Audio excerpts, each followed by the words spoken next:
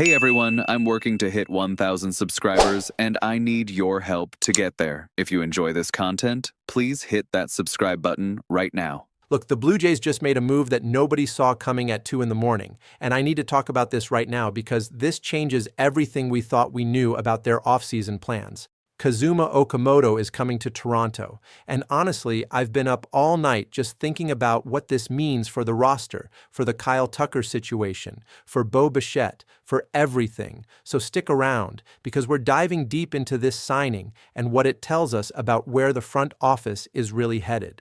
Jeff Passan dropped the bomb late last night that Kazuma Okamoto and the Blue Jays have reached an agreement, and immediately my phone just exploded with messages from people asking what I think about this.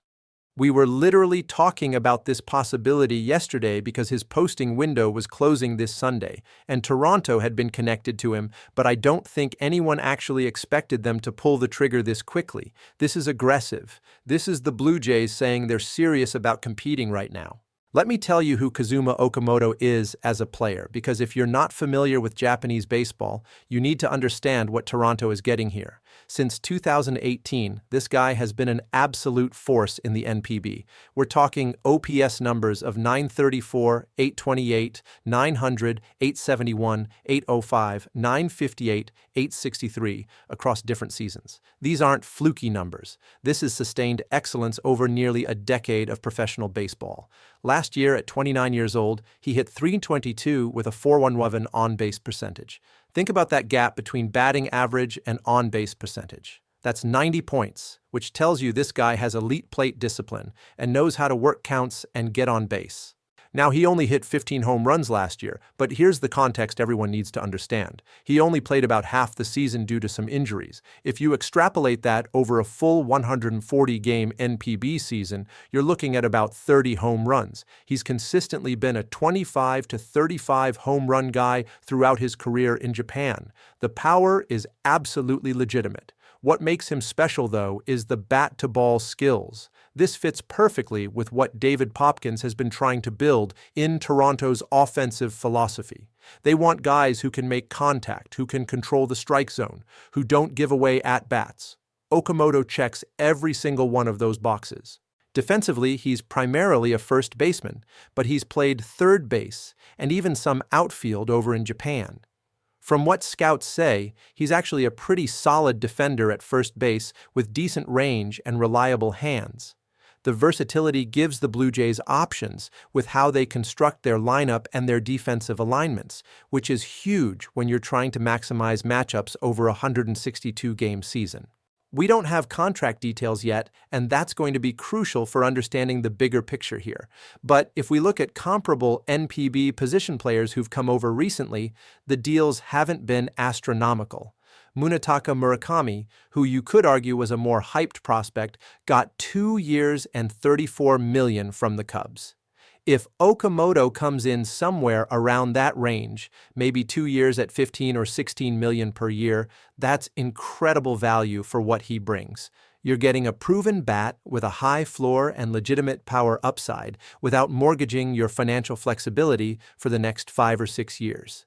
That financial flexibility piece is where this gets really interesting and why I've been losing sleep thinking about what this means for the rest of the offseason. If Toronto is spending this money on Okamoto, if they're adding another infielder to a roster that already has Ernie Clement, that already has Addison Barger, that already has a decision to make about Bo Bichette, what does that tell us? To me, it signals that the front office might have a pretty good idea that Bo isn't coming back. They wanted someone with elite contact skills and on-base ability, which is exactly what Bo brings when he's healthy, and Okamoto profiles very similarly in that regard. The Bo Bichette situation is fascinating because I don't think this 100% closes the door. Baseball is fluid, negotiations change, maybe Bo's market isn't what he expected and he comes back on a shorter deal. If that happens, Toronto could make it work. You move Clement to second base full-time, Okamoto plays first, Bo stays at short, Vladimir Guerrero is at third. You figure out the outfield with whatever combination of Dalton Varsho, Kevin Kiermaier if he's back, George Springer, and potentially a big addition. But does it make it less likely? Yeah, I think it does. If you're spending money and roster spots on Okamoto, you're probably feeling pretty confident that you're moving forward without Bo, and you're reallocating those resources elsewhere. And that elsewhere is Kyle Tucker. Everything I'm hearing, everything the tea leaves are saying, points to Tucker being the absolute top priority for this front office. He's a different caliber of player than anyone we're talking about. Tucker is a perennial MVP candidate, a guy who can hit 30 home runs, steal 30 bases, play Gold Glove defense in right field, and hit in the middle of your order for the next decade. If Toronto lands Tucker, if they actually pull that off, then this Okamoto signing looks like a complementary piece that rounds out the offense while you go get your superstar. That's the dream scenario. The other name that's been floating around is Alex Bregman, and honestly, I think this move makes Bregman way less likely now.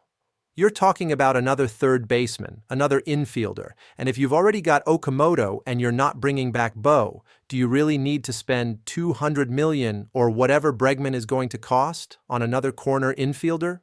Probably not. I think they're choosing between those paths, and this move suggests they've chosen the Okamoto plus Tucker path over the Bregman path. That's my read on it anyway. Fangraphs already has Okamoto projected for a high 700s OPS in his first year, which, for a projection system that's usually conservative with international players, that's really impressive. They clearly believe in his hit tool and his ability to translate his skills to the majors. And you know what? When you look at his track record, why wouldn't he translate? He's been doing this at an elite level for over a decade. He's 29, so he's right in his prime. He's not some 35-year-old taking a victory lap. This is a player who should contribute immediately and meaningfully. Let's talk about what this lineup could look like if everything falls into place. Imagine George Springer leading off, then maybe Nathan Lukes or Okamoto in the two-hole since he has that elite on-base ability, Vladimir Guerrero third, Kyle Tucker fourth if they land him. Then you've got a mix of guys like Barger, Varsho, Alejandro Kirk, Okamoto if he's not hitting second. That's a legitimately scary lineup. You've got power, you've got speed, you've got guys who can work counts. There's real depth there. Even the bottom of the order would be tough to navigate for opposing pitchers. Don't forget about some of the other guys on this roster too.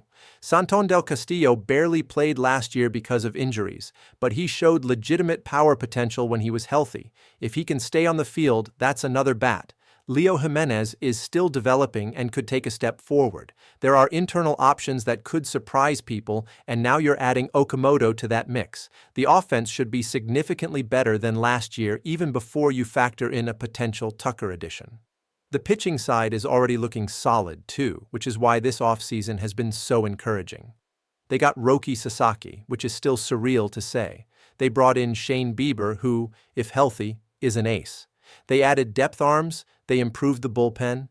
This team is being constructed to compete right now, and every move reinforces that timeline. This isn't a rebuild. This isn't a retool. This is Ross Atkins and Mark Shapiro saying we're going for it. What the contract looks like will matter, obviously. If it's 1 year, that's maximum flexibility and suggests they might still be in on some bigger fish. If it's 2 or 3 years, that's more of a commitment, but still manageable. Anything beyond that would surprise me given his age and